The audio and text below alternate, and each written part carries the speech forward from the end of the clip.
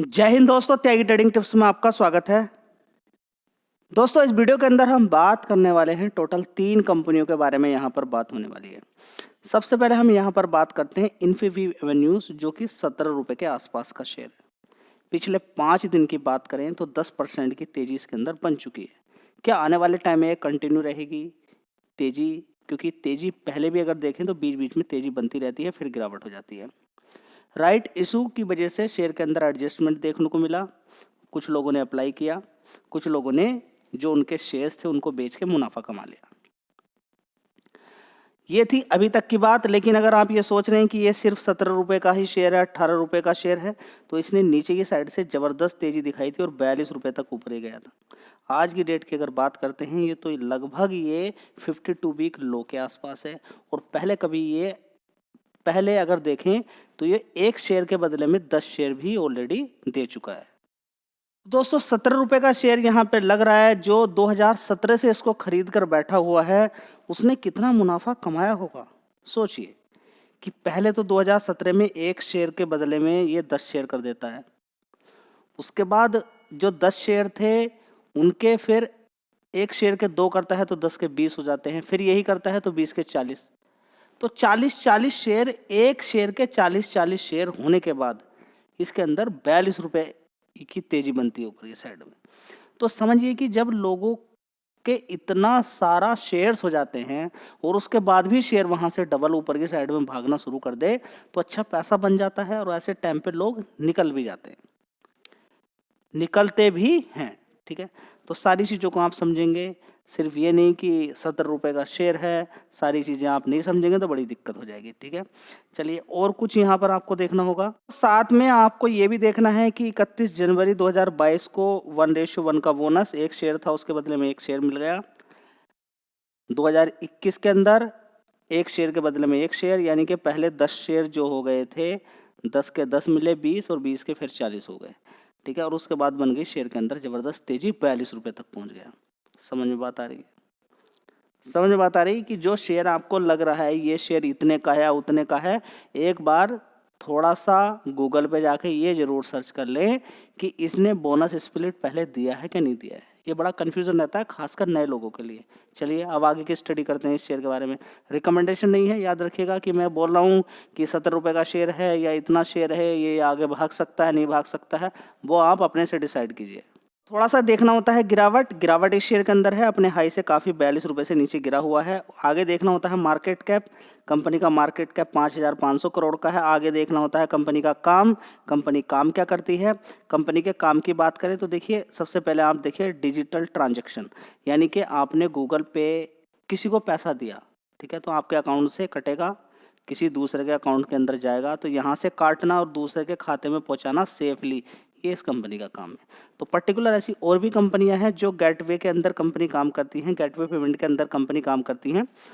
इस कंपनी की अगर बात करते हैं तो मार्केट लीडर है किसके अंदर, इंडियाज डिजिटल पेमेंट सेक्टर के अंदर 8% का मार्केट शेयर रखती है। रैंकिंग बात करें तो टॉप 3 के अंदर आती है B2B पेमेंट के अंदर। ठीक है, B2B पेमेंट गेटवे के अंदर।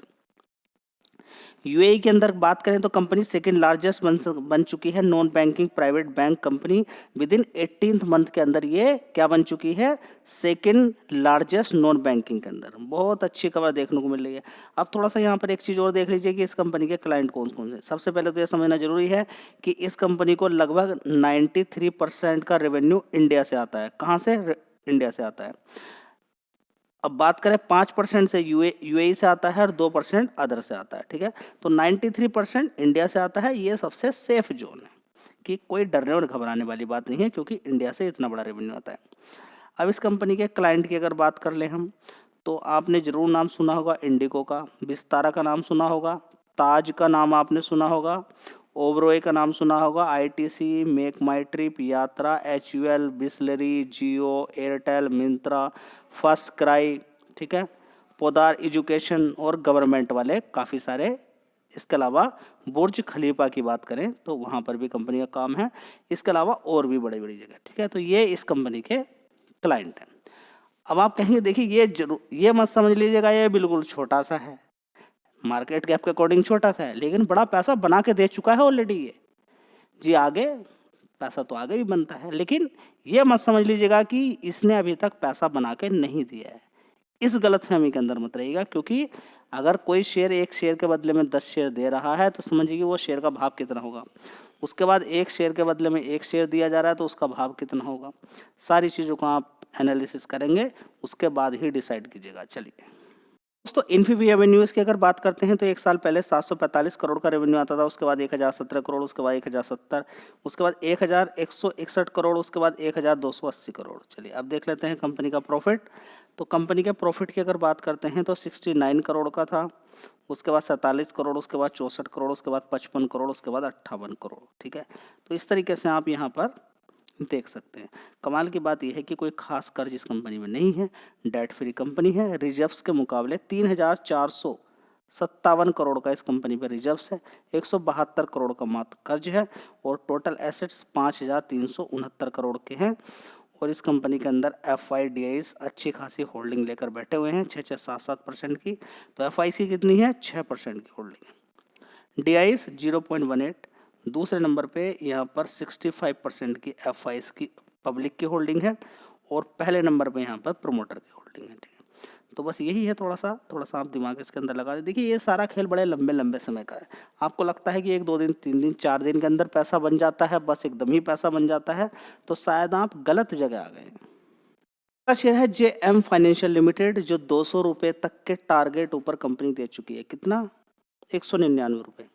100 रुपये से नीचे लगातार इस शेयर के बारे में मैंने इन्फॉर्मेशन आपको दी, कहा कि थोड़ा सा ध्यान लगाइए इस शेयर पे, इसके बारे में फर्दर स्टडी कीजिए, हो सकता है कि इसके अंदर कुछ आगे की साइड में स्टेप देखने को मिल जाए। तो देखिए JM फाइनेंशियल दूसरी कंपनी पे बड़ी रैंकिंग दे देती है कि ये शेयर गिरेगा बढ़ेगा, ब्रोकर है, देता रहता है। तो खुद के अंदर भी तो इतनी ताकत होनी चाहिए नॉर्मली अगर देखा जाए। तो आज अच्छी खासी देखिए 4% की तेज़ी यहाँ पर देखने को मिली है। तो यहाँ पर अगर हम देखें तो 16,000 करोड़ का मार्केट कैप है। पर्टिकुलर इसी शेयर के अंदर तेज़ी नहीं बनी है। आप देखेंगे कि और दूसरे जो ब्रोकर हैं, एंजल वन की बात करें, उनके अंदर भी तेज़ी देखने को मिली है। तो आने वाले टाइम के लिए अगर आप देखें तो थोड़ा सा ये आपको फोकस करना ज़रूरी है। जितने भी ये ब्रोकर हैं, देखिए इस कंपनी का काम तो और भी है, ये ब्रोकर धीरे धीरे शिफ्ट हो रहे हैं किधर की साइड में, फाइनेंस के सेक्टर की तरफ भी जा रहे हैं, क्योंकि इनको मालूम है कि अब बात बनने वाली नहीं है। कॉल पुट के अंदर अब उतने ज़्यादा लोग नहीं आ रहे हैं और कॉल पुट जैसे जैसे आने वाले टाइम में, अभी तो मंथली चल रहा है, कौन सा वाला बात करें तो बैंक निफ्टी की, जिस दिन निफ्टी 50 मंथली हो गया, अभी तो वीकली है, उस दिन इन कंपनियों के ब्रोकरेज की वजह से जो रेवेन्यू जनरेट होता था वो बहुत कम हो जाएगा। उसके बिहाफ पर इनके अंदर धीरे धीरे गिरावट भी देखने को मिल सकती है। तो सारी चीज़ें आपको देखनी है। अगर आप सारी चीज़ें नहीं देखेंगे तो बड़ी दिक्कत हो जाएगी। ओला का शेयर आपको दिखाता हूँ, तार गिर रहा है, उसके पीछे की वजह समझिए क्या है। ऐसा नहीं कि ये कंपनी मेहनत नहीं कर रही है, इलेक्ट्रिक व्हीकल बेच चुकी है तो कुछ तो मेहनत कर रही होगी। 50% का मार्केट शेयर था, घटकर पहुंच गया 45, फिर 40, फिर पहुंच गया 35, फिर पहुंच गया 30, फिर पहुंच गया 27 और 27-26 से सीधा घटकर 22-23 और फिर ऊपर की साइड में 25-26 और उसके बाद देखिए सीधा 13% तक लगभग पहुंच चुका है। कितना? 13% तक। ठीक है, तो लगातार अब आप सोच रहे हो कि ये किधर की तरफ शिफ्ट हो रहा है, दूसरी कंपनियों की तरफ। कुछ बजाज ऑटो, कुछ TVS, ठीक है, वो एथर तीसरे नंबर पर आ गई, इसको हटा के पीछे कर दिया, टॉप 3 के अंदर आ गई हैं TVS। इसके अलावा बात करें तो बजाज ऑटो और तीसरे नंबर एथर। मैंने बोला एथर पे थोड़ा सा नज़र बना के आप रखिए, क्योंकि वो इसका मार्केट शेयर खा रही है। तो देखिए एथर एनर्जी लगातार, मैंने आपसे बोला कई बार, आपको बताया कि इस पर थोड़ा सा ध्यान लगाइए। 5 दिन में 12% है, 1 महीने में 19% का रिटर्न है। जब से डेटा निकल कर आता है, 1, 2, 3, 4 तारीख तक निकल कर आ जाता है डेटा, किसका, कि पिछले महीने में क्या चीज़ें परफॉर्मेंस देखने को मिली है। ठीक है, आने वाले टाइम में जिस तरह की परफॉर्मेंस अभी देखने को मिल रही है, हो सकता है कि आगे भी ये कंपनी ओला का और ज़्यादा मार्केट खा जाए। ओला खराब कंपनी नहीं है, कंपटीशन का शिकार हो गई, जैसे कि एशियन पेंट हो गया। अगर वो दबाव को झेल जाए, आगे अच्छी परफॉर्मेंस दिखाएगी, जिस तरीके से अभी ओला ने नए स्टेप लिए हैं। अब देखिए ये भी देखना जरूरी है कि कोई कंपनी क्या स्टेप ले रही है। जब दिक्कत चल रही हो किसी कंपनी के अंदर, बस उसी समय रिसर्च आपको करनी है। अभी क्या है कि खुद की बैटरी बनानी शुरू करी है, वो भी बढ़िया बैटरी, समझ बताइए। तो ये एक बड़ा स्टेप है और ये आने वाले टाइम में कंपनी को मार्जिन पे बढ़िया असर दिखाएगा। इस कंपनी की बात नहीं कर रहा मैं, ओला की बात कर रहा हूँ। अब क्योंकि ओला लगातार शेयर गिर रहा है, उसका मार्केट शेयर गिर रहा है, तो ये शेयर लगातार, वो 1 साल से लगातार गिर रहा है और ये शेयर लगातार 1 साल से भाग ही रहा है। आप देख सकते हैं लगातार ऊपर ऊपर ऊपर लगभग 105% का रिटर्न बना के दे चुका है एथर एनर्जी। क्योंकि मार्केट कैप अभी छोटा है, अगर इसी तरीके से मार्केट कैप्चर किया तो 23,000 करोड़ का मार्केट कैप हो सकता है यहाँ से और भी भाग जाए, ध्यान लगाइए। चलिए दोस्तों, अगला शेयर है पेटीएम। देखिए अभी सरकार की एक खबर भी देखने को मिली है, आपने देखा होगा कि कुछ ऐसा सुनने में मिल रहा था कि जितनी भी ये पेटीएम वाली कंपनी है और दूसरी कंपनियां हैं जो भी पेमेंट के अंदर कंपनी काम करती हैं, कि वो पैसा लेना शुरू करेंगे क्या। आरबीआई ने कहा नहीं, अभी तक तो नहीं, अभी तो पैसा इनको नहीं लेना है। जैसे ट्रांजैक्शन की बात करें तो पैसा लेने वाली बात अभी नहीं है, क्योंकि इससे सरकार की बहुत ज़्यादा बचत देखने को मिली। हर कोई अगर कैश का इस्तेमाल कम करेगा, एक तो ब्लैक मनी दूर हो जाएगी, दूसरी बात क्या रहेगा कि जो सरकार को पैसे छापने में, ये पैसा छाप दिया वो कितने दिन टिकेगा, ठीक है, वो पैसा कहीं पानी में गिर रहा है, कहीं 50 लोगों के हाथ में जा रहा है, ठीक है। तो एक बड़ी दिक्कत वाली बात है, जितना हम डिजिटल की तरफ जाएंगे उतना अच्छी बात रहेगी। तो सरकार इस पर पैसा खर्च करेगी और ये लगातार चलना भी चाहिए, जितना ज़्यादा चलेगा उतनी अच्छी बात रहेगी। एक तो बड़ी सुविधा रहेगी, बड़ी टेंशन रहेगी, कितनी दिक्कतें दूर हो जाएंगी। एटीएम में लाइन लगाओ, बैंक के अंदर लाइन लगाओ, पैसे निकालो, इधर करो वो करो, दुनिया भर का काम, बहुत सारी टेंशन सरकार की खत्म होने वाली इसकी वजह से। समझ बात आ गई है। तो देखिए कभी ये शेयर कितने का था, 350 का शेयर, हकीकत में आईपीओ के समय 2000, नीचे गिरकर पहुंच गया 350 रुपये, ठीक है। तो वॉरेन बफेट भी चकमक खा गए। अगर वॉरेन बफेट को मालूम होता है कि ये आने वाले टाइम में ऐसे भाग सकता है तो कोई दिक्कत परेशानी नहीं। तो कंपनी के अंदर बड़ी दिक्कतें परेशानी हुई, इसके अंदर पेटीएम बैंक को किस तरीके से अलग कर दिया गया वो आपको समझना जरूरी है, ख़त्म कर दिया गया। दिक्कतें परेशानी अगर कहीं पर भी 1 नंबर का 2 नंबर का काम अगर कंपनी करेगी तो उसके अंदर दिक्कत होती है, लेकिन समझने वाली बात है इतनी दिक्कत परेशानी के बाद भी शेयर आज कहाँ पर खड़ा है ये समझना बहुत ज़्यादा ज़रूरी है। ये समझिए आप कि 87% के रिटर्न इसने बना के दे दिए हैं। और थोड़ा सा पहले चले जाइए तो आपको सारी इस कंपनी के बारे में पता चल जाएगा। देखिए आईपीओ के समय के बाद ज़बरदस्त गिरावट, वो लगभग 376 रुपये के आसपास, और आज की डेट में यहाँ पर मतलब कि कितना मोटा पैसा इस शेयर ने बना के दे दिया है। मार्केट कैप अभी देखेंगे 78,000 करोड़ का मार्केट कैप है। तो कहीं पर भी आपको दिक्कत परेशानी रहे किसी कंपनी के अंदर, जैसे ओला को लेकर इसमें डर लग रहा है ना, तो बस ये मेहनत करनी है। यही ज़ोमैटो के अंदर दिक्कत परेशानी थी, यही सारी चीज़ें की कि ऐसा होगा वैसा होगा, नहीं टिकेगा, बड़ा नुकसान दिखाई दे रहा है, और बाद में देखिए कितना ज़बरदस्त पैसा बना।